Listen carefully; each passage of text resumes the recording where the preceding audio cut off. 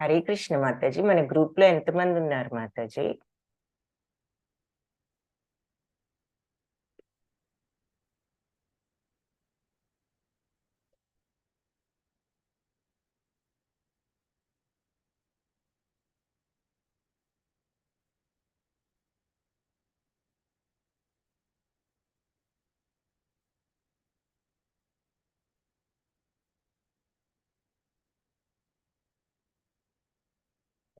System స్లోగా ఉంది.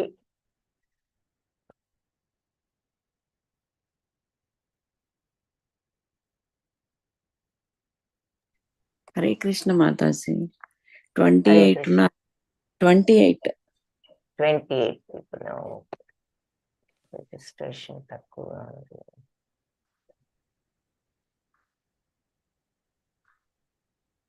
Okay.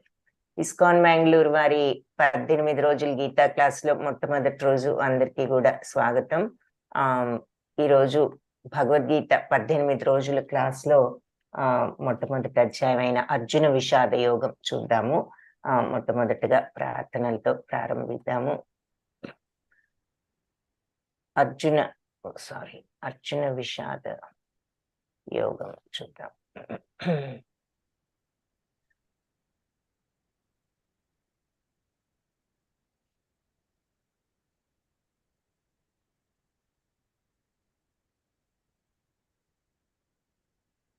కనిపిస్తోంది కదా మాతాజీ? ఇది మాతాజీ కనిపిస్తుంది. ఓకే. మొట్టమొదటిగా గురు ప్రణామంతో మొదలు పెడదాం. ఓం అజ్ఞానతిమిరాంధస్య జ్ఞానాంజన శలాకయా చక్షురున్మిళితం యేన తస్మై శ్రీ గురవే నమః. నమో ఓం విష్ణుపాదాయ కృష్ణప్రేష్ఠాయ భూతలే శ్రీమతే భక్తి వేదాంత స్వామి ఇతి నామినే. నమస్తే సరస్వతి దేవి గౌరవాణి ప్రచారిణే నిర్విశేష శూన్యవాది పాశ్చాత్య దేశధారిణే. హే కృష్ణ కరుణా సింధో దీనబంధో జగత్పతే గోపేశ గోపికా కాంత రాధాకాంత నమోస్తుతే. తప్త కాంచన గౌరాంగీ రాధే బృందావనేశ్వరి వృషభానుసుతే దేవి ప్రణమామి హరిప్రియే. జయ శ్రీ కృష్ణ చైతన్య ప్రభు నిత్యానంద శ్రీ అద్వైత గదాధార్ శ్రీవాసాది గౌర భక్త బృంద. హరే కృష్ణ కృష్ణ కృష్ణ హరే హరే హరే రామ రామ రామ హరే హరే. హరే కృష్ణ. భక్తులందరికీ అర్జున విషాద యోగం చూడబోయే ముందు కొంత ఉపోద్ఘాతం. ఈ భగవద్గీతను గురించి, ఈ భగవద్గీత క్లాస్ ని మనకు ఉచితంగా ఏర్పాటు చేసిన ఇస్కాన్ మ్యాంగళూరు దేవస్థానం గురించి చెప్తాను. ఇస్కాన్ రాధా గోవింద ఆలయం మంగళూరులో ఉంది, కర్ణాటక రాష్ట్రంలో. మరి ఇది ఇస్కాన్ సంస్థ అంటే international society for Krishna consciousness, అంటే తెలుగులో అంతర్జాతీయ కృష్ణ రసభావనను తెలిపేటటువంటి సంఘం అని చెప్పుకోవచ్చు, సంస్థ. ఆ తర్వాత దీన్ని స్థాపించిన వారు ఏసీ అంటే అభయచంద్ర, ఆయన పూర్వాశ్రమం పేరు. అయితే ఆయన పేరు తర్వాత భక్తి వేదాంత స్వామి ప్రభుపాదుల వారు. అయితే అంతర్జాతీయ కృష్ణ చైతన్య సంఘాన్ని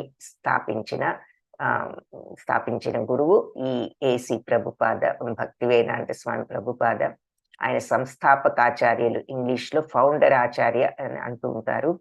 1966 జూలై నెలలో అమెరికా దేశంలో ఆయన ఇది స్థాపించడం జరిగింది. వారి యొక్క బోధనల ఆధారంగా వారి భగవద్గీతను వారు ఇంగ్లీష్ లోకి అనువదించిన దానిని మళ్ళీ మన తెలుగులో చూస్తున్నాము. సో వారి బోధనల ఆధారంగా మనం ఈ క్లాస్ ని నడుపుతున్నాము. ఈ ప్రభుపాదలు ఆయన ఒక వైష్ణవ కుటుంబంలో జన్మించి మరి చిన్నప్పటి నుంచి భక్తుడిగా జగన్నాథ రథయాత్రలు వాటన్నిటిని కూడా నిర్వహిస్తూ చిన్ననాటి నుండే ఆ రకంగా భక్తి ఒక కుటుంబంలో ఆ భక్తితో ఆయన పెరగడం జరిగింది. తర్వాత ఆయన తన గురువు గారి దగ్గర మరి ఆదేశం తీసుకుని భగవంతుడి గురించి, శ్రీకృష్ణ భగవానుడి గురించి పాశ్చాత్య దేశాల వాళ్ళకు కూడా తెలియజేయాలి అనేటటువంటి గురువు గారి ఆదేశంతో ఆయన అమెరికా దేశం వచ్చి ఇక్కడ అమెరికా దేశంలో పాశ్చాత్య దేశాల వాళ్ళందరికీ కూడా భగవంతుని గురించి వివరించి చివరికి 66లో ఈ సంస్థను కూడా స్థాపించి ఈ రోజున మరి అది అన్ని దేశాల్లో ఇస్కాన్ సంస్థ ఎన్నో ప్రదేశాల్లో, ఎన్నో లేని దేశం అంటూ లేదు. ఆ తర్వాత ఎన్నో పుస్తకాలు కూడా ఆయన రాయడం జరిగింది. బ్యాక్ టు గాడ్ హెడ్ అనే మ్యాగజైన్ ని ఆయన ఇండియాలో ఉండగానే స్థాపించారు. ఆయన తిరిగి భగవంతుడి దగ్గరికి వెళ్ళడం ఎలా అనేది. సో మానవ జీవితం, మనకి మానవ జన్మ రావడం ఎంతో అదృష్టం. ఎన్నో రకాల జీవరాశుల తర్వాత చివరికి మానవ జన్మ లభిస్తుందని చెప్తారు మనకి. సో ఆ మానవ జన్మలోనే సాధ్యపడేది ఏమిటి అంటే మోక్షాన్ని సంపాదించడం, భగవంతుడి దగ్గరికి తిరిగి వెళ్ళడం. సో అది దానిని గురించిన ఆ మ్యాగజైన్, ఆ భక్తి మార్గాన్ని గురించిన మోక్ష ప్రసాదానికి దారి గమ్యం, మోక్ష ప్రసాదానికి మార్గం అయినటువంటి ఆ సూచనలు అవన్నీ కూడా మనకి ఈ మ్యాగజైన్ లో ఆయన భక్తి మార్గం గురించి ఇందులో చెప్తూ వచ్చారు. సో తర్వాత భాగవతమే కాకుండా, భగవద్గీతే కాకుండా ఇంకా ఎన్నో పుస్తకాలు ఆత్మ సాక్షాత్కారాన్ని గురించి, చైతన్య మహాప్రభు జీవిత వృత్తాంతం గురించి, ఇవన్నీ కూడా ఆయన ఎన్నో పుస్తకాలు రాయడం జరిగింది. ఇక్కడ కొన్ని చూస్తున్నాము. వాటన్నిటిని ఎన్నో భాషల్లో కూడా అనువదించడం జరిగింది. ఆయన సంస్కృతం నుంచి వీటన్నిటిని ఇంగ్లీష్ లోకి అనువదించారు. సో ఈ ఇస్కాన్ మ్యాంగ్లూర్ మరి ఇస్కాన్ ఫౌండర్ ఆచార్య, వ్యవస్థాపక ఆచార్యులు ఏసీ ప్రభుపాద పైన, తర్వాత ప్రస్తుతం మాయాపూర్ లో ఈ ఇస్కాన్ సంస్థను నిర్వహిస్తున్నటువంటి జయపతాక స్వామి, ఈయన అమెరికా దేశస్థుడు. ఆయనకి ముఖ్య శిష్యుడై ఆయన ఇండియా వచ్చి ఈ సేవలు అందిస్తున్నారు. సో ఆయన తర్వాత మాయాపూర్ అని ఇస్కాన్ యొక్క హెడ్ క్వార్టర్స్ కలకత్తా నగరంలో దగ్గరలో ఉన్నది. సో అక్కడ ఈ జయపతాక స్వామి వారు అక్కడ ఉంటారు. ఆ తర్వాత మనకు ఈ ఉచితంగా ఈ క్లాస్ ను అరేంజ్ చేసి జూమ్ లింక్స్ ఇవన్నీ ఇచ్చి ఈ ఏర్పాటు చేసింది నామనిష్దాస్ ప్రభుజీ. ఇక్కడ 3వ చిత్రంలో చూస్తున్నాం. ఆయన ఇస్కాన్ మంగళూరు, కర్ణాటకలోని మంగళూరు నగరంలో ఉన్న ఇస్కాన్ దేవాలయానికి ప్రెసిడెంట్. ఆయనే ఈ క్లాసులన్నీ మనకి ఏర్పాటు చేసిన ఆయన. తర్వాత మన వాసాంగం దాస్ ప్రభుజీ, వీరు మన తెలుగు డిపార్ట్మెంట్ కి అధినేత, ఇస్కాన్ మంగళూరు దేవస్థానానికి వైస్ ప్రెసిడెంట్. సో వారు తెలుగు విభాగానికి అధిపతి, మనందరికీ కూడా ముఖ్య సలహాదారు. సో వీరు మన ప్రస్తుతం మన క్లాస్ లో ఉన్నటువంటి ఇస్కాన్ గురు పరంపర ఇదన్నమాట. సో భగవద్గీత వ్యాసుడు రచించిన మహాభారత ఇతిహాసంలో ఒక పార్ట్, అది మీ అందరికీ తెలిసే ఉంటుంది కదా. ఈ యుద్ధం జరిగేటప్పుడు అర్జునుడు యుద్ధం చేయలేనని చెప్పడము, అప్పుడు శ్రీకృష్ణుడు ఏ రకంగా ఈ అర్జునుడికి వివరాలని బోధించి, కర్తవ్యాన్ని బోధించి, చివరికి యుద్ధం చేయడమే అర్జునుడి కర్తవ్యం అని ఈ భగవద్గీత ద్వారా అంత చెప్పడం జరిగింది. సో అది ఎక్కడ మొదలవుతుంది అంటే మహాభారతంలో 6వ పర్వం భీష్మ పర్వం. సో దాంట్లో ఆ భీష్మ పర్వం 6వ పర్వమైన భీష్మ పర్వంలో 25th చాప్టర్ నుంచి అంటే 25వ అధ్యాయం నుంచి 42వ అధ్యాయం వరకు 18 అధ్యాయాలుగా భగవద్గీత పొందుపరచబడింది. భగవద్గీత వేద జ్ఞాన సారము మరియు ముఖ్యోపనిషత్తులలో ఒకటి. సో దీన్ని గీతోపనిషత్ అని కూడా అంటూ ఉంటారనమాట. సో మహాభారత కథను వ్యాస మహర్షి శిష్యుడైన వైశంపాయన ముని, ఆయన వ్యాస మహర్షి శిష్యుడు, ఆయన జనమేజయ మహారాజు అంటే పరీక్షిత్ మహారాజు కొడుకు అన్నమాట. సో పరీక్షిత్ ఎవరు? అభిమన్యుడి కొడుకు. అభిమన్యుడేమో అర్జునుడి కొడుకు. కాబట్టి అర్జునుడి యొక్క ముని మనముడు ఈ జనమేజయ మహారాజు. ఆయనకు వైశంపాయన ముని. వైశంపాయన ముని ఎవరు అంటే వ్యాస మహర్షి శిష్యుడు. ఆయన వినిపిస్తున్నాడు అనమాట ఈ మహాభారత కథను. తర్వాత ఇంకొక విషయం ఏమిటి అంటే మనం చెప్పుకోబోయేది ఫోకస్ అంతా కూడా భగవద్గీత మీద. సో మహాభారతం గురించి మనం డిస్కషన్ జస్ట్ ఇంట్రొడక్షన్ కోసం విషయాన్ని ఎందుకు, ఎప్పుడు, ఏ సందర్భంగా ఇది భారతంలో మొదలు పెట్టారనే దానికి కొన్ని డీటెయిల్స్ చూస్తున్నాం, కానీ ఇది భారతం క్లాస్ కాదు, ముఖ్యంగా మనం భగవద్గీత క్లాసు. సో ఎలా స్టార్ట్ అయింది ఈ భగవద్గీత అంటే, యుద్ధ ప్రారంభంలో అర్జునుడి కోరికపై కృష్ణుడు ఈ రణభూమి మధ్యకు రథాన్ని తీసుకొచ్చాడు. అర్జునుడు అడిగితే చూస్తే అర్జునుడు అప్పుడు అక్కడ అందరినీ చూస్తే తన బంధువులు, గురువులు, స్నేహితులు కనిపించి రాజ్యం కోసం వారిని చంపడం నిష్ప్రయోజనం అని అనిపించి అర్జునుడు శ్రీకృష్ణుడితో నా కర్తవ్యం ఏమిటి అని అడగటం జరిగింది. అలా అర్జునుడికి శ్రీకృష్ణుడికి మధ్య జరిగిన సంభాషణే ఈ భగవద్గీత అన్నమాట. సో ధృతరాష్ట్రుడు ఆయన యొక్క కార్యదర్శి అనుకోండి, ఒక సెక్రటరీ, అసిస్టెంట్. ఆ రోజుల్లో రథసారథి కూడా సంజయుడు అనేటటువంటి ఆయన ఉన్నారు ధృతరాష్ట్రుడికి. సో ఆ ధృతరాష్ట్రుడు మరి అంధుడు, మీ అందరికీ తెలిసే ఉంటుంది. ఆయన కౌరవులకు తండ్రి, రాజు. ఆయన తమ్ముడైన పాండురాజు కుమారులంతా పాండవులు. సో ఈ కౌరవులలో పెద్దవాడైన దుర్యోధనుడు ఒక్క అంగుళం కూడా వాళ్ళకి ఇవ్వని భూమి, రాజ్యాన్ని అని అనడం వల్ల ఎన్నో రాయబారాలు, ఎన్నో ప్రయత్నాలు చేసినా కూడా దుర్యోధనుడు మనసు మార్చుకోకపోతే చివరికి యుద్ధానికి దిగవలసి వచ్చింది. సో ధృతరాష్ట్రుడు కొడుకులకు తప్పని తెలిసినా కూడా చెప్పలేకపోయాడు అది. సో ఇక్కడ యుద్ధ ప్రారంభంలో ధృతరాష్ట్రుడికి ఆయన రథసారథి, కార్యదర్శి అయిన సంజయుడికి మధ్య జరిగిన సంభాషణతో భగవద్గీత మొదలవుతుంది అనమాట. సో ఆయన సంజయుడు మరి వ్యాస మహర్షికి ప్రియ శిష్యుడు. అందుకని ఆయన యుద్ధ భూమి దగ్గర లేకపోయినా కూడా రాజభవనంలో ధృతరాష్ట్రుడు పక్కన ఉన్నప్పటికీ ఆయనకి యుద్ధంలో జరిగేదంతా కూడా కళ్ళకు కట్టినట్టు కనిపిస్తోంది, ఒక సినిమా స్క్రీన్ లో చూసినట్టు. సో ఆయన చూసిన విషయాలు ధృతరాష్ట్రుడికి వర్ణిస్తున్నాడు. సో ఈ భగవద్గీతలో మొత్తం 18 అధ్యాయాలు ఉన్నాయి, అంటే 18 చాప్టర్స్. మనము ఒక్కొక్క రోజు ఒక్కొక్క చాప్టర్ బ్రీఫ్ గా చూస్తాం. సో ఒక్కొక్క రోజు ఒక్కొక్క చాప్టర్ చూడడం చాలా కష్టం, కానీ కొన్ని ముఖ్యమైన విషయాలు, అన్ని ముఖ్యమైన ఆ చాప్టర్ లో ఉన్న ముఖ్య శ్లోకాలన్నిటినీ కూడా కూర్చి ఈ కోర్సుని తయారు చేయడం జరిగింది. కాబట్టి మీకు ఒక్కొక్క రోజుకి ఆ చాప్టర్ లో గురించి మీకు అంతా అర్థమయ్యే రకంగా ఈ కోర్సును రూపొందించారు. సో 18 అధ్యాయాలు ఉన్నాయి కాబట్టి ఒక్కొక్క అధ్యాయాన్ని ఒక్కొక్క యోగం అని పేరు అన్నమాట. యోగము అంటే భగవంతుడితో కనెక్షను, భగవంతుడితో ఆ సంబంధాన్ని ఏర్పరచుకోగలగటం అండ్ అది. సో మొట్టమొదట 6 అధ్యాయాలు కూడా 18 అధ్యాయాల్లో మొదటి 6 కర్మయోగం కింద వస్తాయి. అందులో అర్జున విషాద యోగం మొట్టమొదటి ఈరోజు చూద్దాము. సాంఖ్యయోగం, కర్మయోగం, జ్ఞానయోగం, కర్మ సన్యాస యోగం, ఆత్మ సంయమ యోగం, ఇవన్నీ కర్మయోగం కింద చెప్తారు.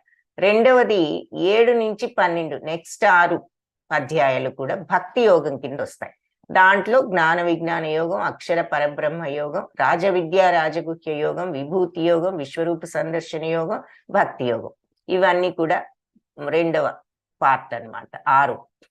సో కర్మయోగం మొదటి 6 కర్మయోగం, మధ్యలో 6 భక్తి యోగం, చివరి 6 జ్ఞానయోగం.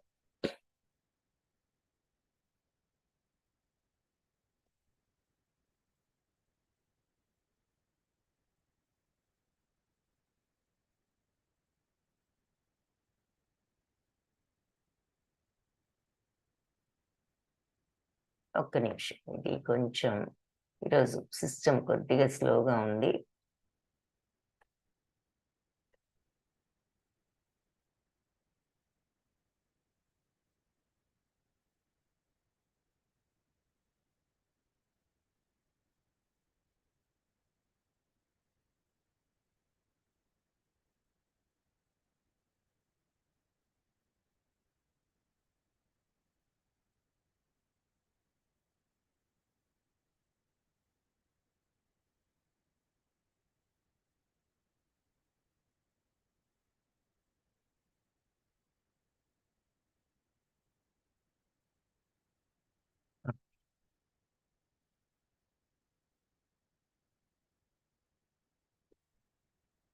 Okay. So last so first 6 కర్మయోగం అయితే 2, మధ్యలో 6 భక్తి యోగం, చివరి 6 జ్ఞానయోగం. జ్ఞానయోగంలో క్షేత్రజ్ఞ విభాగ యోగం, గుణత్రయ విభాగ యోగం, పురుషోత్తమ ప్రాప్తి, దైవాసుర సంపద, శ్రద్ధాత్రయ విభాగ యోగం, మోక్ష సన్యాస యోగం అని 6 ఉన్నాయి.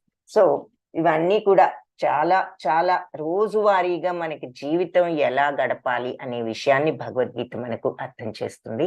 సో ఈ మొత్తం 700 శ్లోకాలు ఉన్నాయి ఈ మొత్తం భగవద్గీతలో. దాంట్లో ధృతరాష్ట్రుడికి 1, సంజయుడికి 41, అర్జునుడికి 84, శ్రీకృష్ణుడికి 574.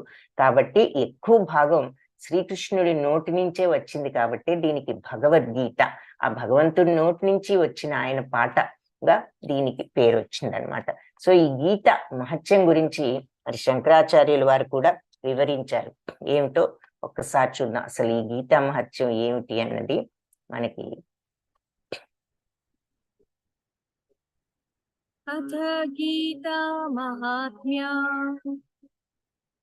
గీతా శాస్త్రం ఇదం పుణ్యం యా పఠేత్ త్రయతా పుమాన్ విష్ణు పదం అవాప్నోతి భయశోకాదివర్జిత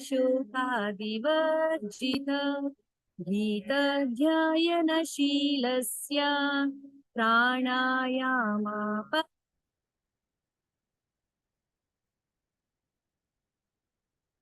సో గీతా శాస్త్రం ఇదం పుణ్యం. ఈ గీతా శాస్త్రం చాలా పుణ్యాన్ని ఇచ్చేటటువంటి గీతా శాస్త్రం. యః పఠేత్, ఎవరైతే చదువుతారో, ప్రయతా పుమాన్, వాళ్ళు పొందుతారు. విష్ణుపదం అవాత్, ఎవరైతే శ్రద్ధతో దీనిని చదువుతారో, భక్తితో, విష్ణుపదం అవాప్నోతి, వాళ్ళకి విష్ణు పాదాలు పొందగలుగుతారు, విష్ణు పదాలను పొందగలుగుతారు. భయశోకాది వర్జిత, భయము శోకం అనే వాటి నుంచి వాళ్ళు బయటపడతారు. గీతా శాస్త్రాన్ని, ఈ పుణ్యప్రదమైనటువంటి గీతా శాస్త్రాన్ని ఎవరైతే భక్తితో దీనిని చదువుతారో వాళ్ళకి భగవంతుడి యొక్క ప్రాప్తి మరియు భయశోకాదుల నుంచి విముక్తి కలుగుతుంది అని చెప్తున్నారు. గీతాధ్యాయనశీలస్య ప్రాణాయామ పరస్య చ నైవ సంతి పాపాని పూర్వజన్మ కృతాని చ. సో గీతాధ్యాయన శీలస్య ప్రాణాయామ పరస్య చ. సో ఎవరైతే ఈ గీతను ఎంతో శ్రద్ధతో చదువుతారో వాళ్ళు నైవశాంతి పాపాన్ని, సో వాళ్ళకి పూర్వజన్మ కృతానిచ, వాళ్ళకి పూర్వజన్మ పాపాలన్నీ కూడా కడిగి వేయబడతాయి అని చెప్పి ఇక్కడ చెప్తున్నారు అన్నమాట. భగవద్గీతను ఎవరైతే శ్రద్ధతో వాళ్ళు పఠిస్తారో వాళ్ళు భగవంతుడి యొక్క కృపతో వాళ్ళకు పూర్వజన్మ పాపాలన్నీ కూడా కడిగి వేయబడతాయి. మల నిర్మోచనం పుంసా జలస్నానం దినే దినే సకృత్ గీతాంబసి స్నానం సంసార మలనా. సో మలినేమోచనం పుంసం జలస్నానం దినే దినే, రోజు స్నానం చేస్తే మన శరీరానికి ఉన్న మలినం ఎలా అయితే వదిలిపోతుందో అలాగే గీతామృత స్నానం చేసినట్లయితే ఈ సంసార మలం అనేది నాశనం అవుతుంది, వదిలిపోతుంది. ఈ సంసార సాగరంలో ఉన్న మలినాన్ని మనం కడిగి వేసుకోవాలి అంటే మనం ఈ గీతా అమృతంలో స్నానం చెయ్యాలి అని చెప్తున్నారు. ఎలా అయితే ప్రతిదినము స్నానం చేసి శరీరం మీద మలినాన్ని కడిగి వేసుకుంటామో ఈ గీతా గంగోత్రిని గనక మనం దాంట్లో స్నానం చేసినట్లయితే ఈ సంసార మలాన్ని మనం కల్మషాలను నాశనం చేసుకోవచ్చు. గీత సుగీత కర్తవ్యా కిమ్మన్యే శాస్త్ర విస్తరే యా స్వయం పద్మనాభస్య ముఖా పద్మాదిని శ్రుత. సో గీతా సుగ్రీత కర్తవ్య కిం అన్యై శాస్త్ర విస్తరై, ఈ గీతా జ్ఞానాన్ని గనక పొందినట్లయితే ఇంకా అన్య శాస్త్రాలు, ఇతర శాస్త్రాలు ఏది కూడా అవసరం లేదు. ఎందుకు?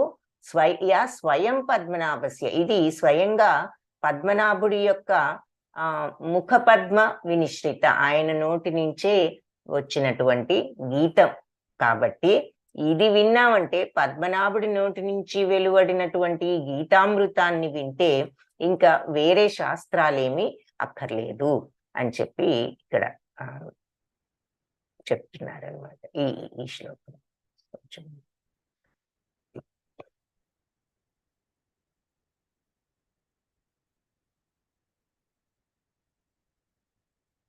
ఇది స్వయంగా పద్మనాభుడి నోటి నుంచి వెలువడినటువంటి ఈ గీతను విన్నట్లయితే ఇంకా వేరే శాస్త్రాలు ఏమీ అక్కర్లేదు. సౌండ్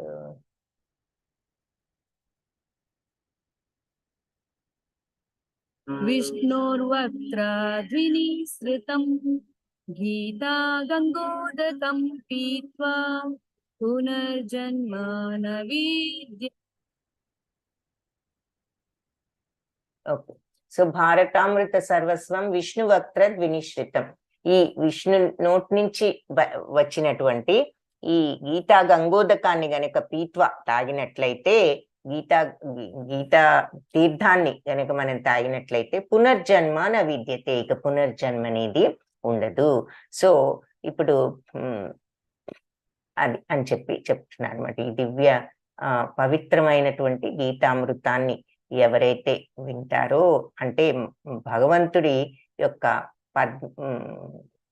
విష్ణువక్త్రద్ వినిశ్రితం అంటే ఆయన పద్మం వంటి ఆయన ముఖంలో నుంచి వెలువడినటువంటి, ఆయన నోటి నుండి స్వయంగా వెలువడిన గీతామృతాన్ని గనక మనం విన్నట్లయితే ఇంకా మళ్ళీ పునర్జన్మ అనేది ఉండదు అని చెప్తున్నారు. పునర్జన్మ న విద్యతే సర్వోపనిషదో గావో దుగ్ధా గోపాలనందనా పార్థో దేవకీ పుత్ర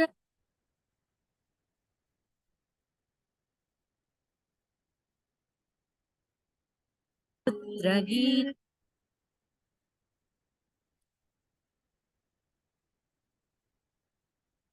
గీతామృతం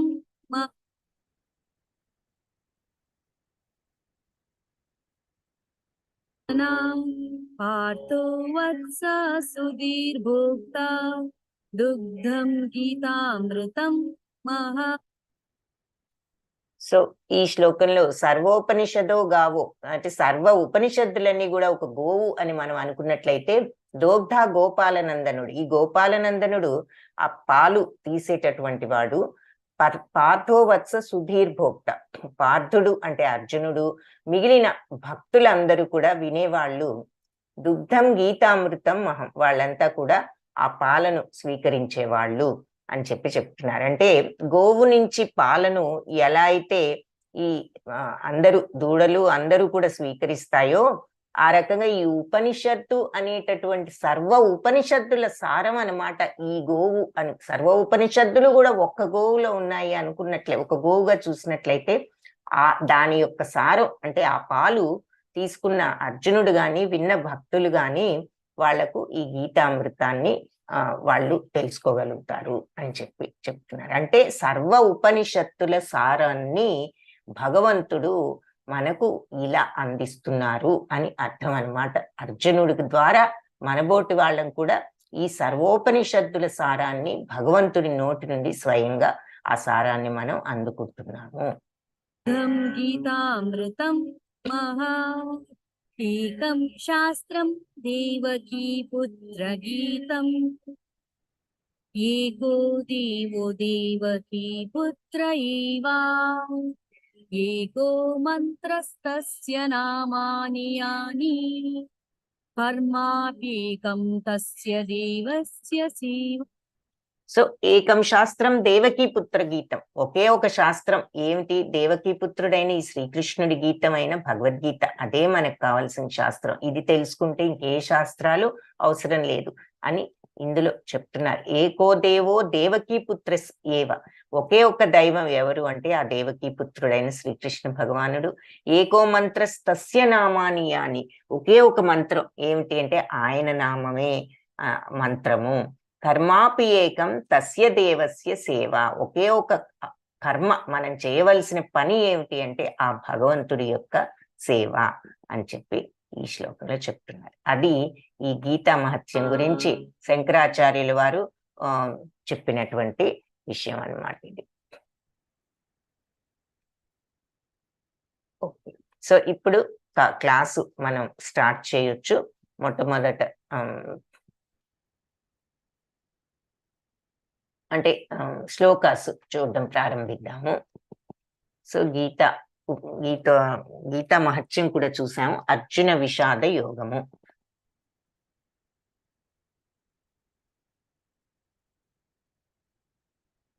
ఫస్ట్ ధృతరాష్ట్ర ఉవాచతో ప్రారంభం అనమాట. ఇది ఒక్కటే శ్లోకం ధృతరాష్ట్రుడుకున్నది. సో మొట్టమొదట ఆయన అడుగుతున్నాడు ఏమని, ధృతరాష్ట్ర ఉవాచ ధర్మక్షేత్రే కురుక్షేత్రే సమవేతాయుయుత్సవః మామకా పాండవాశ్చైవ కిమ కుర్వత సంజయ. సో సంజయ, ధర్మక్షేత్రమైన కురుక్షేత్రంలో నా పుత్రులు మరియు పాండుపుత్రులు యుద్ధానికి సన్నద్ధమై సమావేశం అయ్యారు కదా, ఏం చేస్తున్నారు? ధర్మక్షేత్రమైన ఈ కురుక్షేత్రం. ఎందుకు ధర్మక్షేత్రం? ఆ కురుక్షేత్రానికే, ఆ స్థలానికే ఒక ప్రాముఖ్యత ఉందన్నమాట. అక్కడ ధర్మమే గెలిచేటటువంటి పవిత్రమైన భూమి అది, ఆ కురుక్షేత్రం. సో ఆయనకు కూడా తెలిసే విషయం. అందుకే ధర్మక్షేత్రమైన కురుక్షేత్రంలో సమావేశమయ్యారు. యుయుత్సవ, మంచి ఉత్సాహంతో. ఎవరు? మామక, నా వాళ్ళు, పాండవాశ్చైవ, మరియు పాండవులు అంటున్నాడు. నా వాళ్ళు అంటే నా కొడుకులు మరియు పాండవులు. కిమకుర్వత సంజయ, సంజయ ఈ కిమకుర్వత, ఏం జరుగుతోంది సంజయ అని అడుగుతున్నాడు. సో ధర్మక్షేత్రమైన కురుక్షేత్రంలో నా వాళ్ళు అంటే నా కొడుకులు పాండవులు కూడా సమావేశమయ్యారు ఉత్సాహంతో. ఏం జరుగుతోంది సంజయ అని అడుగుతున్నాడు. అంటే యుద్ధ భూమిలో ఉన్నప్పుడు ఏం చేస్తారు? యుద్ధం చేస్తారు. అంతేగాని అదేమి క్రీడారంగం కాదు కదా, ఆటలాడటానికి కానీ ఏదన్నా ఆడుకోవడానికి రాలేదు కదా, వాళ్ళు యుద్ధం చేయడానికి వచ్చారు. అది తెలిసి కూడా ఏం చేస్తున్నారు అని అడుగుతున్నాడు. అంటే ధృతరాష్ట్రుడి యొక్క మనస్తత్వం ఈ శ్లోకంలో కొన్ని రకాలుగా ఆయన మెంటాలిటీ మనకు అర్థమవుతుంది. ఏమిటది? ఎందుకు అలా అడుగుతున్నాడు? తర్వాత నా వాళ్ళు పాండవులు అంటున్నాడు. ఆ మాటలో మరి ఏమి గోచరిస్తోంది మనకి ధృతరాష్ట్రుడి స్వభావం గురించి? పాండవులు ఎవరో కాదు, తమ్ముడు కొడుకులే.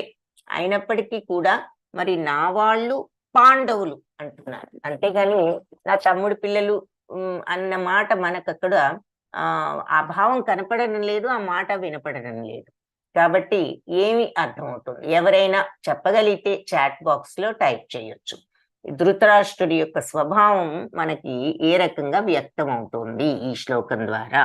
ఆ తర్వాత ఏం జరుగుతోంది అని అడగటంలో ఆయన యొక్క మనస్థితి ఎలా ఉన్నది, ఎందుకు అలా అడుగుతున్నాడు తెలుసు కూడా అని ఎవరైనా ఈ రెండు విషయాలు చెప్పగలిగితే ఏదో ఒక విషయం చాట్ బాక్స్ లో టైప్ చేయండి. ఆ తర్వాత నేను ఆన్సర్స్ చూసి మళ్ళీ చెప్తాను. ఈలోపు ఈ శ్లోకం చూద్దాం. సంజయ ఉవాచ దృష్ట్వా తు పాండవానీకం వ్యూఢం దుర్యోధనస్తదా ఆచార్యముపసంగమ్య రాజా వచనం అబ్రవీత్. సో సంజయుడు అడుగుతున్నాడు కదా, మరి ధృతరాష్ట్రుడు ఏం జరుగుతోంది సంజయ్ అని. సో సంజయుడు చెప్తున్నాడు, సంజయ ఉవాచ అన్నమాట. ఏమని? దృష్ట్వా తు పాండవానీకం వ్యూఢం దుర్యోధనస్తదా. సో చూస్తూ పాండవుల యొక్క వ్యూహాత్మకంగా నిలిపినటువంటి ఈ పాండవ సైన్యాన్ని చూసి దుర్యోధనుడు అప్పుడు ఆచార్యం ఉపసంగమ్య, ఆచార్యుడైన ద్రోణాచార్యుడి దగ్గరికి వచ్చాడట. వచ్చి రాజా వచనం అబ్రవీత్, వచ్చి రాజైన దుర్యోధనుడు ఈ రకంగా మాట్లాడటం ప్రారంభించాడు. వ్యూహాత్మకంగా నిలిపి ఉన్న పాండవ సైన్యాన్ని చూసి దుర్యోధనుడు తన గురువైన ద్రోణాచార్యుడి దగ్గరికి వచ్చి ఈ రకంగా మాట్లాడడం ప్రారంభించాడు. Okay, so answers. Vivo 1814 Mataji స్వార్థం, నేను నా బిడ్డలు మాత్రమే అనేటటువంటి భావం. Very good. సంధ్యా మాతాజీ కౌరవులు మనసు మార్చుకున్నారా అనే ఉద్దేశంతో అడుగుతున్నాడు సంజయుణ్ణి. అది కూడా అంటే డైరెక్ట్ గా కౌరవులను మార్చలేమన్నది తెలుసు, ఎంతో ట్రై చేశారు, అయినా కూడా వినలేదు కుమారుడు. కాకపోతే అక్కడ ఏమిటంటే ఆందోళన, ఏం జరుగుతోంది సంజయ అంటే, యుద్ధం జరుగుతుందని తెలిసి కూడా అడుగుతున్నాడు అంటే లోపల భయం ఉన్నదన్నమాట, ఆందోళన ఉన్నది. తన కుమారులు చేసిన నిర్ణయం అధర్మబద్ధమైనదని తెలుసు. మరి తను దాన్ని ఆపలేకపోయానని తెలుసు, అన్యాయం అయినప్పటికీ కూడా ఆపలేకపోయానని తెలుసు. మరి అవతల పక్షం పట్ల ధర్మం ఉన్నదని తెలుసు, భగవంతుడు అవతల పక్షంలో ఉన్నాడని తెలుసు, అన్నీ తెలుసు. అయినప్పటికీ కూడా మమకారానికి బద్ధుడైపోయి అన్యాయాన్ని లేని ఆ లేని పరిస్థితిలో ఉన్నాడు. కాబట్టి ఆందోళనతో ఉన్నాడు. ఈ అన్యాయ మార్గంలో వెళ్తున్నాం కాబట్టి మనకి ఏం జరుగుతుందో అనే భయం అతనికి ఉన్నది. అది వ్యక్తపరుస్తున్నాడు. నా వాళ్ళు పాండవులు అనే మాటలో ఏం వ్యక్తపరుస్తున్నాడు? తన యొక్క స్వార్థం, అంటే తమ్ముడి పిల్లల్ని వేరు భావంతో చూడటం అనేది మనకి అర్థమవుతుంది అనమాట. సో అది ధృతరాష్ట్రుడి యొక్క పరిస్థితి. ఇప్పుడు దుర్యోధనుడి యొక్క పరిస్థితిని మనం ఇక్కడ ఈ మాటల ద్వారా చూడొచ్చు. సో అక్కడ పాండవ సైన్యం వ్యూహాత్మకం అంటే ఆ రోజుల్లో చక్కగా ప్లాన్డ్ గా పెట్టుకునేవారనమాట. ఈ సైన్యాన్ని ఎలా పడితే అలా కాకుండా ఒక్కొక్కళ్ళు కొన్ని గ్రూప్స్ గా, ఈచ్ గ్రూప్ కి ఒక లీడరు, ఆ గ్రూప్ కి చుట్టూ బయట లేయర్లు ఎవరు ఉండాలి, లోపల లేయర్లు ఎవరు ఉండాలి, అలా ఎన్ని లేయర్స్ ఉంటాయి, ఒక్కొక్క లేయర్ లో ఎంతమంది ఉంటారు, ఎలాంటి వాళ్ళు ఉంటారు, చివరికి దాన్ని చొచ్చుకుని ఏ రకంగా రాగలుగుతారు అనేది. అందుకే మీలో చాలా మంది పద్మవ్యూహం వినే ఉంటారు. మరి అభిమన్యుడు ఆ పద్మవ్యూహాన్ని చొచ్చుకుని లోపలికి వెళ్ళాడు, కానీ బయటికి రావడాన్ని తెలుసుకోలేకపోయి పాపం అభిమన్యుడు అక్కడ మరణించడం జరుగుతుంది. సో ఈ రకంగా ఈ వ్యూహాలనేవి చాలా నేర్పరితనంగా వాళ్ళు ఏర్పరుస్తారనమాట యుద్ధాల్లో. సో దాంట్లోకి వెళ్ళడం చాలా కష్టం, వెళ్ళినా కూడా బయటికి రావడం కూడా చాలా కష్టం అన్నమాట. ఇలాంటి ఏర్పాట్లు ఈ రకంగా వాళ్ళు సైన్యాన్ని అరేంజ్ చేస్తూ ఉంటారు. కాబట్టి అలా పాండవ సైన్యం, అన్ని సైన్యాలకి వ్యూహాలు ఉంటాయి. ఎవరి వ్యూహాలు ఆ వ్యూహాలు అనేవి కొన్ని చాలా పవర్ఫుల్ ఉంటాయి. అలాంటివి రెండు పక్షాల పక్క ఉంటూ ఉంటాయి. సో ఇలా వ్యూహాత్మకంగా ఉన్న పాండవ సైన్యాన్ని చూసి దుర్యోధనుడు గురువుగారైన ద్రోణాచార్యుడి దగ్గరికి వెళ్ళి ఇలా మాట్లాడడం ప్రారంభించాడట. ఏమంటున్నాడో చూద్దాం. దృష్ట్వా తు పశ్యైతాం పాండుపుత్రాణాం ఆచార్య మహతీం చమూం వ్యూఢాం ద్రుపదపుత్రేణ తవ శిష్యేణ ధీమత. చూసారా పాండుపుత్రుల్ని, ఆచార్య మహతీం చమూం, వాళ్ళు ఈ మహాసైన్యాన్ని, ఆ పాండవుల యొక్క మహాసైన్యాన్ని చూసారా గురువు గారు? వ్యూఢాం ద్రుపదపుత్రేణ, ఎంతో వ్యూహాత్మకంగా ప్లాన్ ప్రకారంగా పెట్టారు. ఎవరు? ద్రుపదపుత్రుడైన దృష్టద్యుమ్నుడు అనమాట. అంటే ద్రుపదుడి కొడుకు, ద్రౌపదికి సోదరుడు. ఆయన ఈ వ్యూహాలన్నీ ఏర్పరిచాడు. అయితే ఆ ద్రౌపది సోదరుడైన దృష్టద్యుమ్నుడు ఎవరు అంటే ఈ ద్రోణాచార్యుడి శిష్యుడే. కాబట్టి తవ శిష్యైన ధీమత అంటున్నాడు. మీ శిష్యుడైన ఆ ద్రుపద పుత్రుడు ఎంత బ్రహ్మాండంగా వ్యూహాత్మకంగా పెట్టాడో చూసారా అంటున్నాడు. అంటే ఏమర్థం అవుతుంది దుర్యోధనుడు ఈ ప్రశ్న ఆయన్ని అడగటంలో?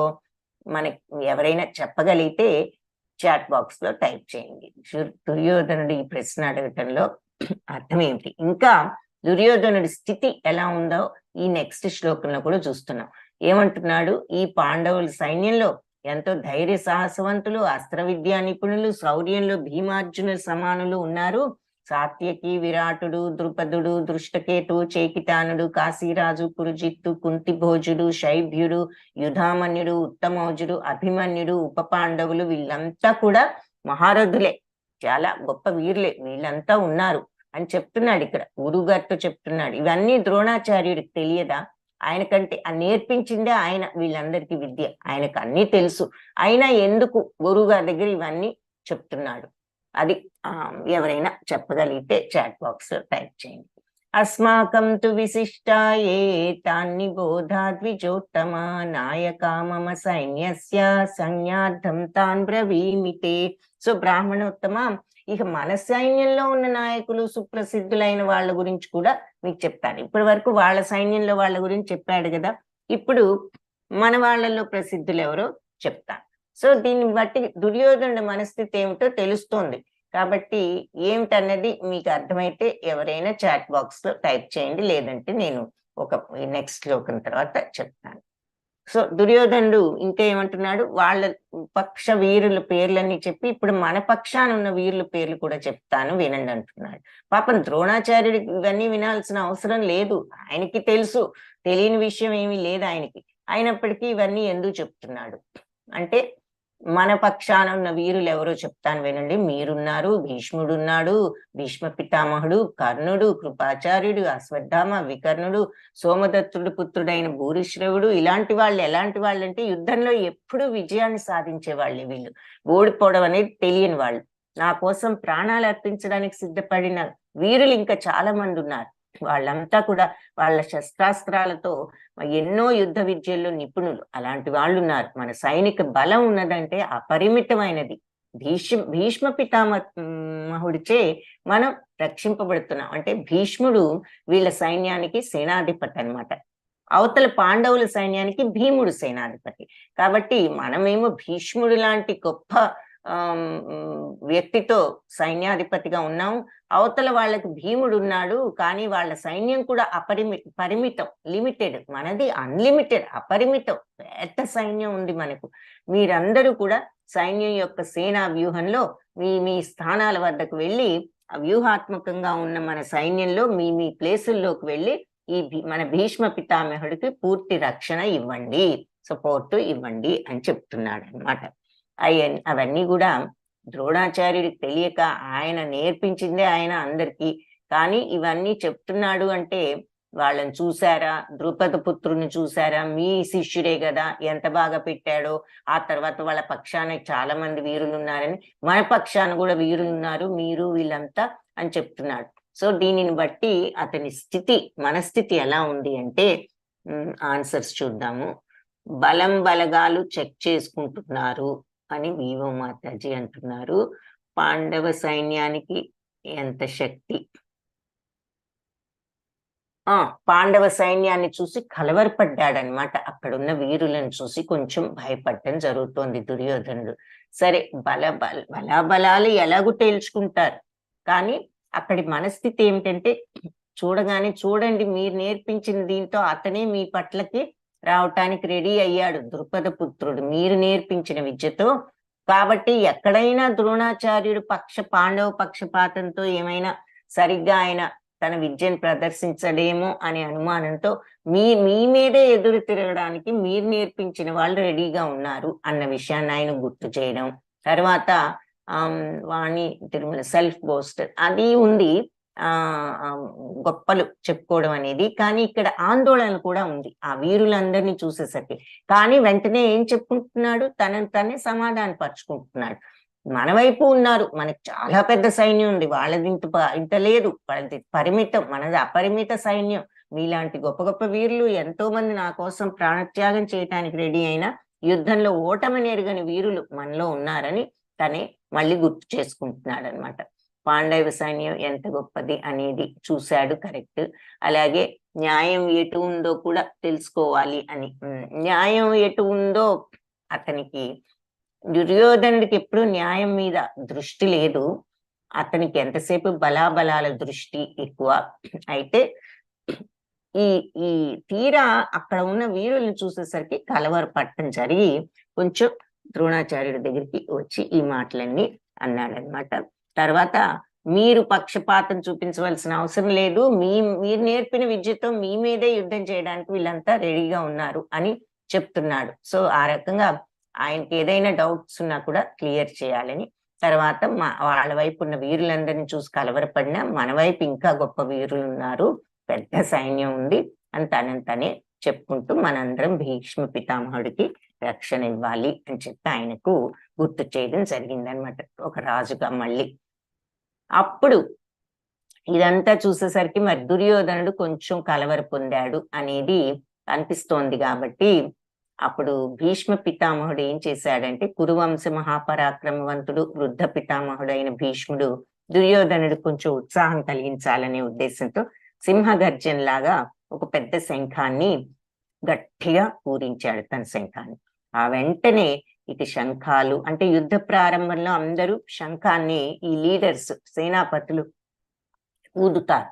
కాబట్టి ఆయన ఎప్పుడైతే ఊదాడో వెంటనే వాళ్ళ వాళ్ళు వాళ్ళ శంఖాలు, వాయిద్యాలు, బేరులు, శృంగాలు అన్ని ఒక్కసారిగా మ్రోగింపబడుతూ ఆ సంఘటిత ధ్వని, కంబైన్డ్ సౌండ్ చాలా భయంకరంగా ఉన్నదట.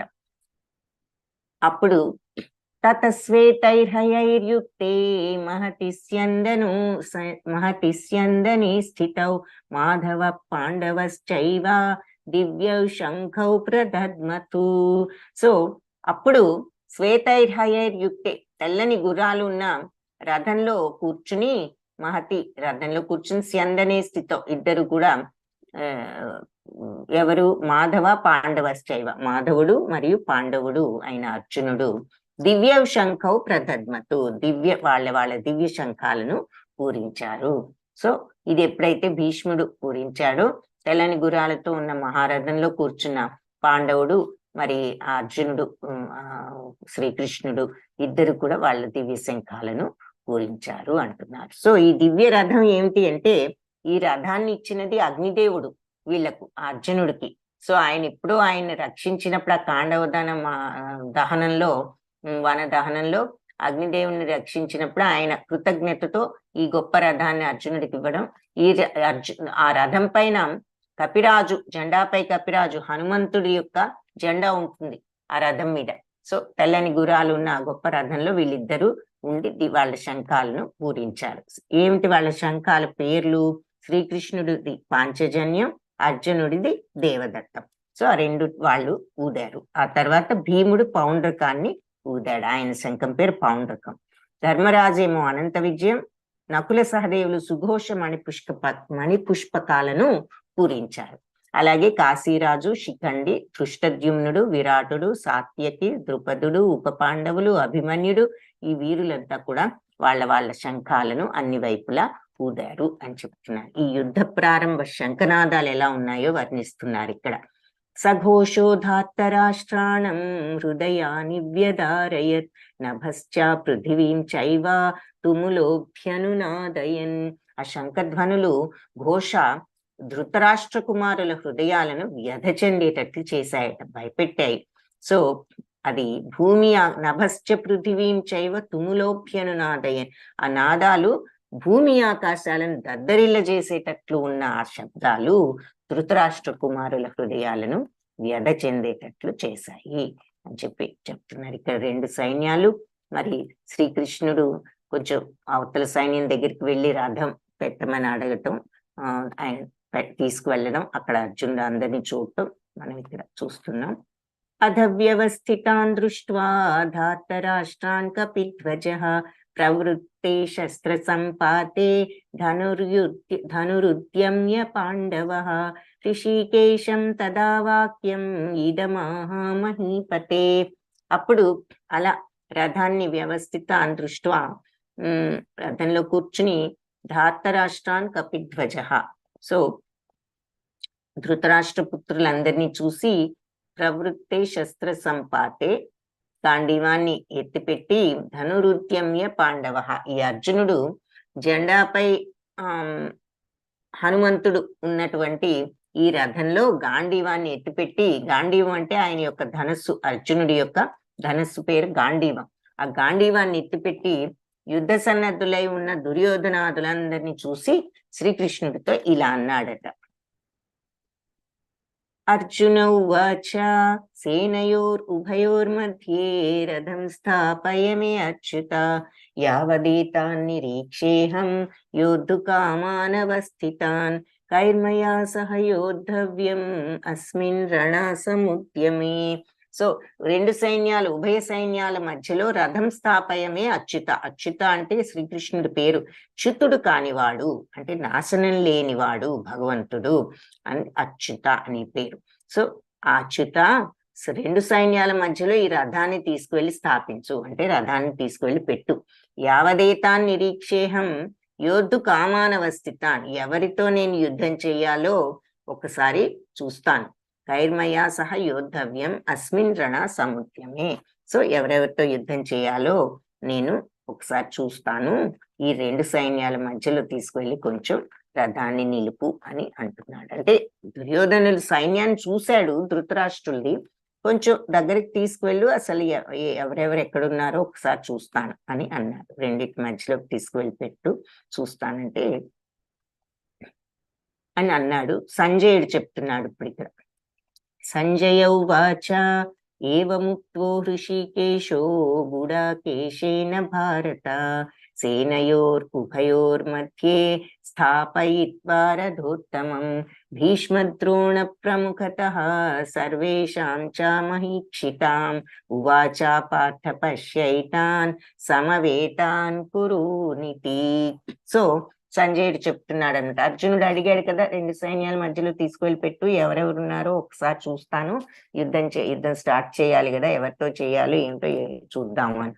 అప్పుడు అని అన్నాడు. సంజయుడు చెప్తున్నాడు ఇలా పలికి ఇలా అర్జునుడి మాటలు ఏవముక్తో హృషీకేశో గుడాకేశేన భారత. సో ఈ అర్జునుడి పేరు అర్జునుని గుడాకేశ అంటున్నారు. అంటే తమో గుణాన్ని జయించినవాడా, చీకటిని జయించినవాడు, అజ్ఞానాన్ని జయించినవాడు అని అర్థం గుడాకేశుడు అంటే. అది అర్జునుడి పేరు అన్నమాట. సో అంటే అర్జునుడికి వచ్చిన అతని యొక్క తమో గుణాన్ని జయించినటువంటి లక్షణం ఉన్నది కాబట్టి అర్జునుడికి గుడాకేశ అనే పేరు వచ్చింది. సో ఈ గుడాకేశుడు మాటలు విని ఏవముక్తో హృషీకేశుడు అంటే భగవంతుడు. హృషీకేశ అంటే అర్థం ఏమిటి? ఇంద్రియాలను జయించిన వాడు. ఇంద్రియాలంటే ఏమిటి? కళ్ళు, ముక్కు, చెవి, నోరు ఇవన్నీ మనకి ఏం చేస్తాయి? ప్రలోభాలు కలిగిస్తాయి. కళ్ళు చూపిస్తాయి, ముక్కు వాసనలు చెప్తుంది, చెవులు మాటలు అన్ని వింటూ ఉంటాం, నోరు రుచిని తెలుపుతుంది, చర్మమేమో స్పర్శ జ్ఞానాన్ని ఇస్తుంది. ఇవన్నీ మనకి విషయాలను చెప్పి ప్రలోభాలను కలిగిస్తాయి కదా. అంటే కళ్ళు చూసినవన్నీ బాగుంటే అబ్బా కొనుక్కుంటే బాగుండు, మాటలు వింటుంటే అబ్బా వాళ్ళ మీద వీళ్ళ మీద ఈ గాసిప్ బాగుంది అనుకుంటాం, లేదంటే టీవీలో ఏదో వస్తుంది వినాలనుకుంటాము, చేయవలసిన పని కూడా ఆపి ఆ చెవులు ఏదో మనకి నచ్చిన విషయాలు ఉంటే వాటి వైపు వెళ్ళిపోతూ ఉంటాం. అలాగే వాసనలు, మరి అలాగే రుచి, ఒకటి తింటే చాలు లడ్డు మళ్ళీ మళ్ళీ తినాలనిపిస్తుంది నోటికి నచ్చితే. అంటే అర్థం ఏమిటి అంటే ఇంద్రియాలు మనకి అన్ని కోరికలను కలిగించడానికి కారణం ఎవరు అంటే ఇంద్రియాలే, ఈ విషయాలను మనకి చెప్పి. కాబట్టి లొంగిపోతూ ఉంటాం ఇంద్రియాలకు. అది చేయకూడదు, ఇంకా హోంవర్క్ చేయాలి, చదువుకోవాలని తెలిసినా, లేదంటే ఈ పని పూర్తి చేయాలని తెలిసినా కూడా టీవీ ముందు కూర్చుంటూ ఉంటాం. ముందు అసలు ఈ సీరియల్ చూసి ఆ తర్వాత చేసుకోవచ్చులే అనుకుంటాం. అంటే ఏమిటి? మన కళ్ళు, చెవులు మనకు ఆ ప్రలోభాలను కలిగించి మనల్ని మన పని నుంచి కూడా డీవియేట్ చేస్తున్నాయి. సో ఇంద్రియాల ప్రలోభాలను జయించగలిగిన వాళ్ళే మరి ఎప్పుడైనా కూడా చివరికి మనం ఇదంతా క్లియర్ గా చూస్తాము. ఇది జస్ట్ ఉపోద్ఘాతం ఈరోజు. బట్ భగవంతుడి ఆ ఇంద్రియ ప్రలోభాలు లేనివాడు కాబట్టి, ఇంద్రియాలనే జయించిన వాడు కాబట్టి ఆయనకి హృషీకేశ అనే పేరు వచ్చింది. ఓకే, సో హృషీకేశుడైన శ్రీకృష్ణుడు గుడాకేశుడైన అర్జునుడి మాటలను విని సేనయోరుభయోర్ మధ్యే రెండు సైన్యాల మధ్యలో స్థాపయిత్వా రథోత్తమం, ఈ ఉత్తమమైన రథాన్ని రెండు సైన్యాల మధ్యలో స్థాపించాడు అంటే పెట్టాడు. అడిగాడు కదా, తీసుకువెళ్ళి రెండిట్లో మధ్యలో పెట్టి చూస్తాను ఎవరెవరు ఉన్నారో అక్కడ వీరులు అని. అప్పుడు రెండు సైన్యాల మధ్యలో తీసుకువెళ్ళి ఆయన రథాన్ని పెట్టాడు. భీష్మద్రోణ ప్రముఖతః సర్వేషాం చ మహీక్షితాం. సో వాళ్ళందరూ భీష్మద్రోణ ప్రముఖులు లాంటి వాళ్ళందరి దగ్గర రథాన్ని ఆపి అందరినీ నువ్వు చూడు, ఉవాచ పార్థ పశ్యైతాన్ సమవేతాన్ కురునితి. పార్థ, ఇక్కడ సమావేశమైన ఈ కురువీరులందరినీ కూడా చూడు పార్థ అని చెప్పాడనమాట శ్రీకృష్ణుడు. సో అర్జునుడి మాటలు విన్న కృష్ణుడు రెండు సైన్యాల మధ్య భీష్మ ద్రోణాదులకు ఎదురుగుండా రథాన్ని నిలిపి పార్థ, ఇక్కడ చేరిన ఈ కురువంశ వీరులందరినీ చూడు అని అన్నాడు. సో భగవంతుడు లీలామానుష వేషధారి ఆయన తీసుకువెళ్ళి మరి భీష్మ ద్రోణాదుల ముందు పెట్టగానే అర్జునుడు పరిశీలించి తాన్ సమీక్ష్య స కౌంతేయ సర్వాన్ బంధూనవస్థితాన్ కృపయా పరయా విష్టో విషీదన్నిదమబ్రవీత్. చూశాడు, సమీక్షించాడు కౌంతేయుడు అంటే కుంతిపుత్రుడైన అర్జునుడు. ఎవరిని సమీక్షించాడు, చూశాడు? సర్వాన్ బంధూన్ అవస్థితాన్, అక్కడ ఉన్న బంధువులందరినీ చూశాడు. చూసి కృపయా పరయావిష్టో, దయతో వెంటనే కరిగిపోయాడు. విషీదన్నిదం అబ్రవి, దుఃఖంతో ఇలా మాట్లాడటం ప్రారంభించాడు. సో కుంతిపుత్రుడైన అర్జునుడు అక్కడ ఉన్న తన స్నేహితులు బంధువుల్ని చూసిన వెంటనే కరుణతో మునిగిపోయి ఈ రకంగా మాట్లాడటం ప్రారంభించాడు. సో కృపయ అన్నది 2 అక్షరాలతో ఉన్నది. అంటే ఫస్ట్ ముందు అర్జునుడి రియాక్షన్ ఏంటంటే దయ, కరుణ, బాధ కలిగిందనమాట అక్కడ బంధువుల్ని చూడగానే. దేనికి? అర్జునుడు అంటున్నాడు, కృష్ణ, యుద్ధాసక్తులై ఎదురుగుండా ఉన్న ఈ బంధువులను చూడగానే నా అవయవాలన్నీ తడబడిపోతున్నాయి, నోరెండిపోతోంది, శరీరం గగుర్పాటుతో కంపిస్తోంది, నా గాంధీవం చేతిలో నుంచి జారిపోతోంది, దేహం మండిపోతోంది, నిలబడ్డానికి శక్తి లేకుండా ఉంది, నా మనస్సు అంతా తల్లడిల్లిపోతుంది. ఇది అర్జునుడి యొక్క మనస్థితి. సో మనం ముగ్గురి మనస్థితులు చూస్తున్నాం. అప్పుడు ముందు ధృతరాష్ట్రుడిని చూసాం, ఏ రకంగా ఆందోళనలో ఉన్నాడు, కొడుకుల్ని మరి తమ్ముడు పిల్లల్ని వేరుభావంతో చూస్తున్నాడు. దుర్యోధనుడి మనస్థితి చూసాం, భయపడుతున్నాడు, ఆందోళన పడుతూ కూడా మళ్ళీ వెంటనే సర్ది చెప్పుకుంటున్నాడు, రాజనీతి ప్రదర్శిస్తున్నాడు, మీరందరూ వెళ్ళి ఎవరి ప్లేసుల్లో వాళ్ళు ఉండండి, భీష్ముడికి సపోర్ట్ గా ఉండండి అని చెప్పాడు. తర్వాత మీరేమి వాళ్ళ పట్ల పక్షపాతం చూపించొద్దు, మీరు నేర్పిన విద్యతో వాళ్ళు మీ మీదే యుద్ధం చేయడానికి రెడీగా ఉన్నారని చెప్పాడు. ఒక రకంగా కొంచెం అవహేళనతో మీరు నేర్పిన విద్యతో ఇప్పుడు మీ మీదకే వస్తున్నారని మాట కూడాను. ఆ తర్వాత తనకున్న ఆందోళన సర్ది చెప్పుకున్నాడు, వాళ్ళ పక్షాన్ని పెద్ద పెద్ద వీరులు ఉన్నారని భయపడ్డాడు, వెంటనే మళ్ళీ మన పక్షాన్ని ఇంతకంటే అపజయం తెలియని వీరులు ఉన్నారు మీరంతాను అని సర్ది చెప్పుకున్నాడు. అది దుర్యోధనుడి మనస్థితి. అయితే అర్జునుడి మనస్థితి ఇప్పుడు ఎలా ఉంది అంటే, తీరా వెళ్ళి వీళ్ళందరినీ చూసేసరికి దయతో మునిగిపోయి దుఃఖంతో ఈ రకంగా అవయవాలు తడబడిపోయి నోరెండిపోయి శరీరం అంతా కూడా గగుర్పాటు చెందుతూ ఈ రకంగా అతని హోల్ బాడీ అంతా కూడా, మనస్సు కూడా తల్లడిల్లిపోతుంది అని చెప్తున్నాడు. నచ శ్రేయోను పశ్యామి హత్వా స్వజనమాహవే, నకాంక్షే విజయం కృష్ణ నచ రాజ్యం సుఖాని చ. సో నాకు ఈ శ్రేయస్సులు, ఈ పశ్యామి, ఏం శ్రేయస్సు వస్తుందో చూడలేకపోతున్నాను. హత్వా స్వజనమాహవే, నా స్వజనులను హతమార్చిన తర్వాత వచ్చేటటువంటి శ్రేయస్సు ఏమిటో నాకు చూడలేకపోతున్నాను. అంటే నాకు అర్థం కావడం లేదు, నాకు ఏం శ్రేయస్సు వస్తుంది, నా వాళ్ళందరినీ చంపిన తర్వాత నాకు అర్థం కావడం లేదు. నా కాంక్షే విజయం కృష్ణ, ఈ విజయం మీద నాకు కాంక్ష లేదు, కోరిక లేదు కృష్ణ. నచరాజ్యం సుఖానిచ, ఈ రాజ్యం మీద కూడా నాకు కోరిక లేదు అని చెప్తున్నాడు. ఈ యుద్ధంలో నా వాళ్ళని చంపడం ద్వారా ఏ రకంగా నాకు మంచి జరుగుతుందో, శ్రేయస్సు కలుగుతుందో నాకు తెలియడం లేదు. నాకు అసలు ఈ విజయం గాని, ఈ రాజ్యం గాని, దాని వల్ల కలిగే సుఖాలు గాని నాకు అక్కర్లేదు అంటున్నాడు. అది సుఖం అనేది గ్రీన్ లో ఉంది. సెకండ్ రీజన్ అంటే అర్జునుడు యుద్ధం చేయలేనని చెప్పడానికి కారణాలు మొదలు పెట్టాడనమాట. మొట్టమొదటి కారణం, కృపతో నిండిపోయాడు, దాంతో దుఃఖం వచ్చేసింది, వీళ్ళందరినీ నేను చంపుతానా, ఎలా చంపుతానని. రెండవది, అందుకని మనస్సు అంతా తల్లడిల్లిపోతుంది, శరీరం అంతా కూడా ఈ రకంగా గగుర్పాటు చెందింది. రెండవది, వీళ్ళందరినీ చంపితే వచ్చే సుఖం నాకు అక్కర్లేదు అని అప్పుడు అంటున్నాడు. వాయిస్ వినపడడం లేదు అంటున్నారు మాతాజీ. ఇంకెవరికైనా వినపడకుండా ఉందా చెప్పండి. వాయిస్ వినపడుతుందా? వినపడుతుంది. Okay, Hare okay. So Mataji, మీది సౌండ్ ఏదైనా సరిగ్గా లేదేమో చూసుకోండి మాతాజీ. ఓకే, సో ఈ సుఖాలేమి అక్కర్లేదు అని చెప్పి రెండో కారణం చెప్పాడు. మొదటిది, కరుణతో నిండిపోయాడు, నిండిపోయి మనస్సు అంతా తల్లడిల్లింది, శరీరం గగుర్పాటు చెందింది. ఇకపోతే రెండవది, నాకు ఇటువంటి సుఖాలు అక్కర్లేదు, వాళ్ళందరినీ చంపితే వచ్చే సుఖాలు. మూడవది, పాపమే కదా, పాపమేవాశ్రయేదస్మాన్ హత్వైతాన్ ఆతతాయినః తస్మాన్నార్హా వయం హంతుం ధాతరాష్ట్రాన్ స్వబాంధవాన్ స్వజనం హి కథం హత్వా సుఖినః స్యామ మాధవ. పాపమే కదా నేను ఆశ్రయించేది, హత్వైతాన్ ఆతతాయిన, నాకు వచ్చేది వీళ్ళందరినీ హతమార్చిన తర్వాత నేను ఆశ్రయించేది పాపాన్నే కదా.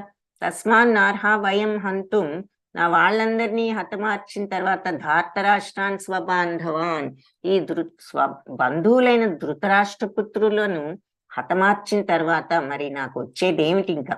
స్వజనం హి కథం హత్వా సుఖినశ్యామ మాధవ, నా స్వజనులందరినీ కూడా హతమార్చిన తర్వాత ఏ రకంగా, కథం అంటే ఏ రకంగా, సుఖినశ్యామ మాధవ, సుఖంగా ఉండగలను మాధవ అని అడుగుతున్నాడు. సో ఇలాంటి దుర్మార్గులు అయినప్పటికీ కూడా వీళ్ళని చంపితే మాకు పాపమే వస్తుంది, కాబట్టి ధృతరాష్ట్రపుత్రుల్ని మరియు ఇతర బంధువుల్ని చంపడం మాకు తగదు మాధవ. ఈ బంధువులను చంపడం వల్ల వచ్చే ప్రయోజనం ఏమిటి?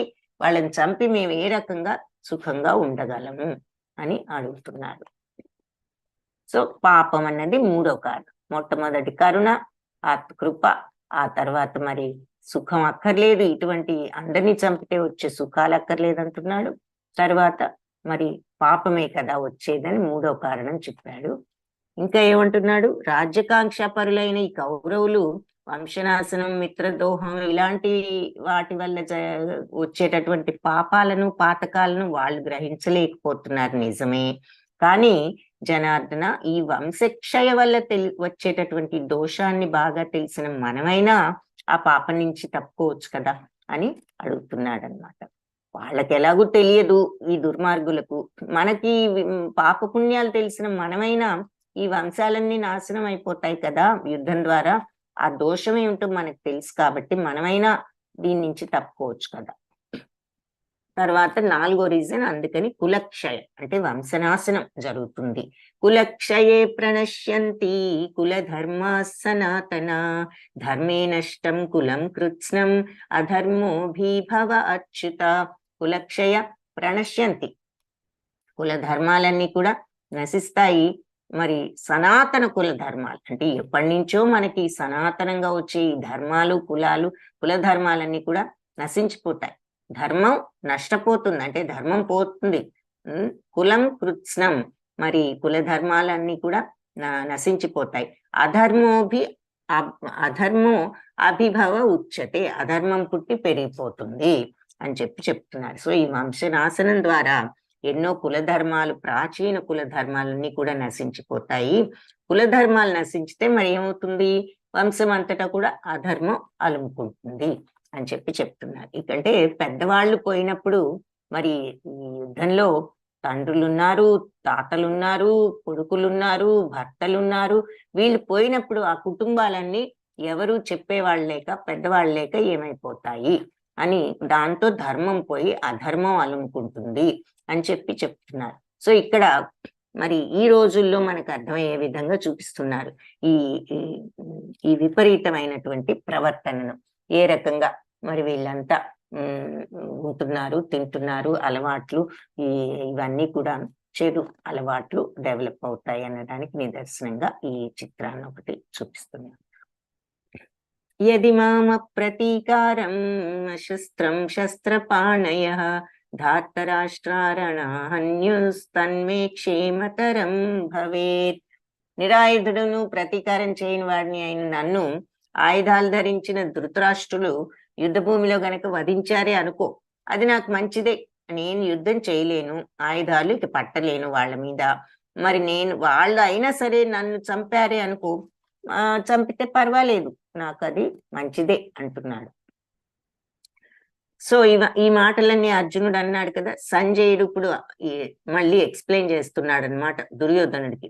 సంజయ ఉవాచ ఏవముక్త్వార్జున సంఖ్యే రథోపస్థౌపావిశత్ విసృజ్య సశరం చాపం శోక సంవిఘ్నమానసః.